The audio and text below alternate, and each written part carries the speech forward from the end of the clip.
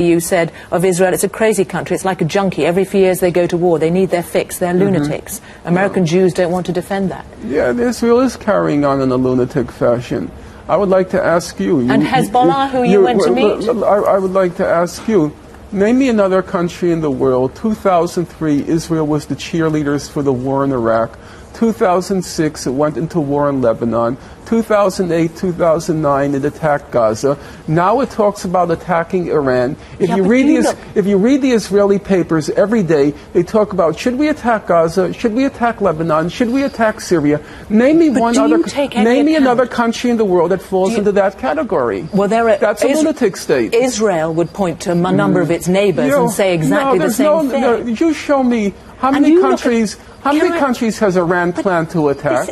No, let's ask a simple question. How many countries in the last 10 years has Iran attacked? When you look... No, that's a fair question. How many countries in the last 10 years has Iran attacked? When you look at the history of Israel, do you not have some sympathy or understanding, people would ask, as to why they feel threatened and why we're not talking about why they feel threatened. We're talking about a country that every 2 or 3 years goes to war.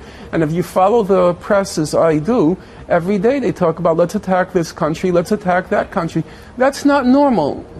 And when I call the lunatic state... So why is it that the Israeli people vote in this government that you say is responsible for that? I think it's a regrettable fact. I don't say these things with glee. I'm not happy about that fact. As the American economist, the Nobel laureate Paul Krugman, put it in the New York Times last week, he said it's perfectly obvious Israel's headed towards national suicide. It's become a crazy state. And he says it's not good for Jews, it's not good for the world where Israel is headed. And yet it's still seen, of course, as the safe haven, the homeland for the Jews. You have a right to live there, although you're banned. Right. Would you go back? I think that's a contradiction in terms, but we'll leave that aside.